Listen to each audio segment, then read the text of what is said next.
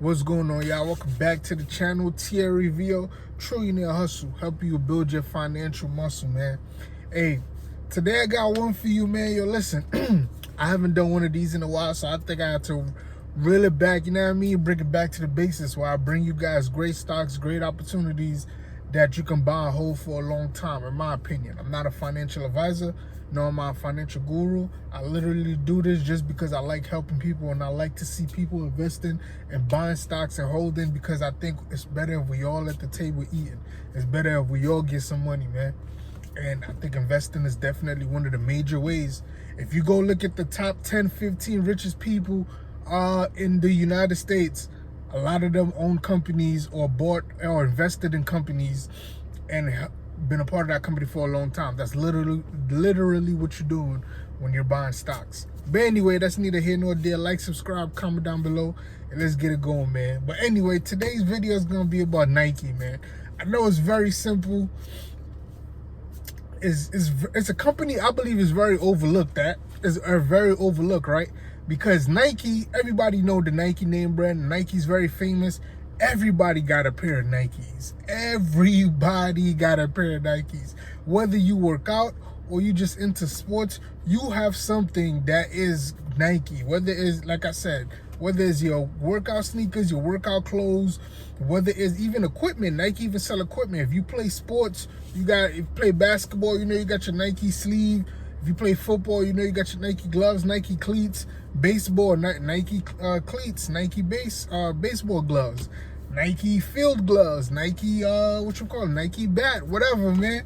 But Nike's all over the place. Nike's one of the biggest companies in the world, man, and one of the most successful companies, and they're a leader in their sector. And I don't see that going away anytime soon, man. Two companies that can challenge Nike, being in Adidas, Reebok, and Puma. Those would have been the other three companies. Fun fact, Puma is actually, the person who started Puma is actually the brother of the person who started Adidas, right? They was both at Adidas. They got into some type of quarrel. He left, he went and started Puma. Just a little fun fact I found out. But anyway, man, Nike's the top of the line. Like, Nike gear feel different. I don't know about you, but when I'm working out, it's like Nike, having a Nike gear on is like a status symbol, honestly, the gym. If he ain't wearing Nike, like, oh, he probably whatever. And I mean, Nike material just feel better. It just feel a little bit better than the average regular Joe Schmo stuff. But anyway, man, let's get into the Nike. Like I said, man, it's a beautiful company, and I just can't believe we as a community, for one, we invest so much in Nike. We buy all of the Jordans. We buy all of the Nike sneakers. Like, if you are my generation and you never owned a pair of Air Forces, you're lying. Like, you're lying. Everybody did have a pair of Air Forces, especially if you're from my generation, man. So being that we consume so much of their products, it's about time we start becoming owners, man. We become owners in these companies, so when other people are consuming, we are making a profit and we are making some money off of their consuming of these products, right? Nike's been around since 1964. So what, 56 years is that? 74, 84, 94, 2004, 2014. That's 50 years. So about 57 years, right? Yeah, about 57 days they've been around, right? And guys, they have crossed what I call a threshold of becoming a pillar. A pillar means this is a company you buy, you put in your portfolio, and you invest in it. Just like, you don't even need to look at the numbers all the time, like, right? You just buy this company. Your goal when you have this company in your portfolio is to buy more stocks to basically have a strong position. Company like Nike is over 50 years old. The dividends, it does pay a dividend, which is 0.72%. Dividend has been growing for 19 years straight. Yeah, 19 years straight dividend growth. Dividend is only 0.72, but a company like that, man, they're just gonna keep growing, man. And let's talk about this other thing that Nike does, right? I'm just excited about Nike, right? Because I try to not talk about this company, but it was only a matter of time. Guys, think of all of the major athletes in the world. Your LeBron James, your Tiger Woods, your Bryce Harper, Mike Trout. I don't know if they were Nike, but some of the biggest baseball players, LeBron James, Kevin Durant, James Harden, Kyrie Irving, like, Giannis Antetokounmpo. Like 5 of the top 10, I'll even say 7 of the top 10 NBA players are with Nike. If you were to take a look at the last 10 MVPs in NBA, 9 of them were probably sponsored by Nike, man.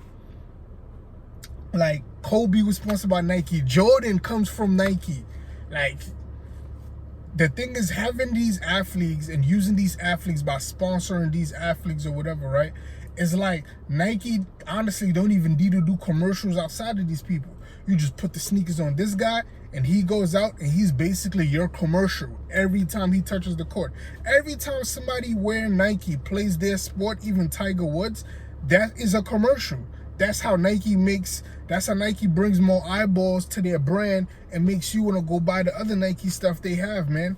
Like, it's very, and we consume it. We buy all of this Nike stuff, and we do not own Nike stock, man. I can't believe this stuff. We do not own Nike stock.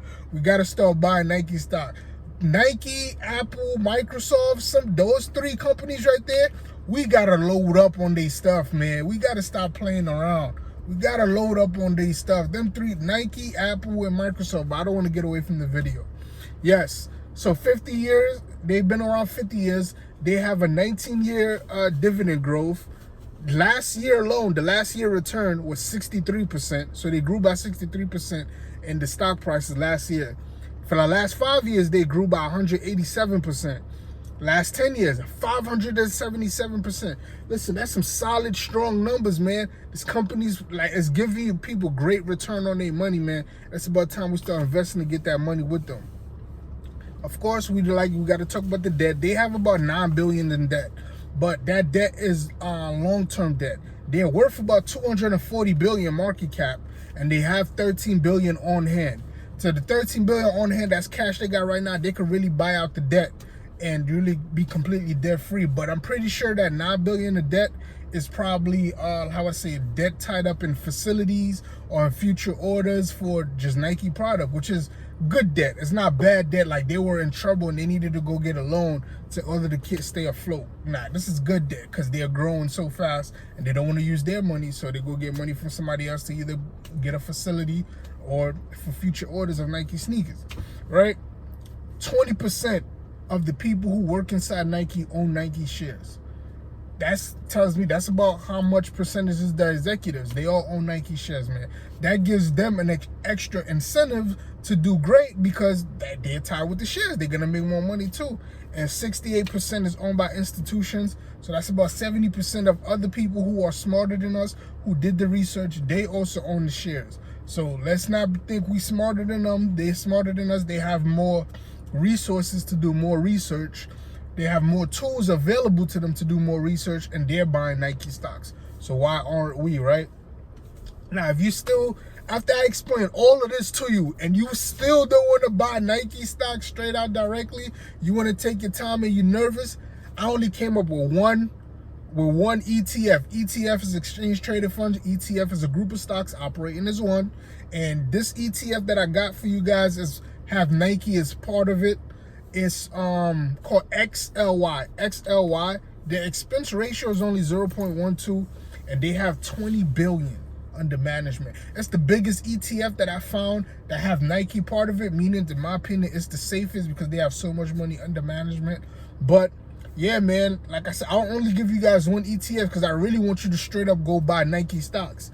But if you didn't go straight up buy Nike stocks, you're still nervous, you want to buy the ETF instead, XLY is going to be the only ETF I recommend, man. But buy Nike, man. Don't stop buying them Nike sneakers because they fresh and the Nike gear, they fresh. But while you buying all that Nike gear, Nike sneakers to stay fresh, make sure you get their stock, man, so you can get some return on your money.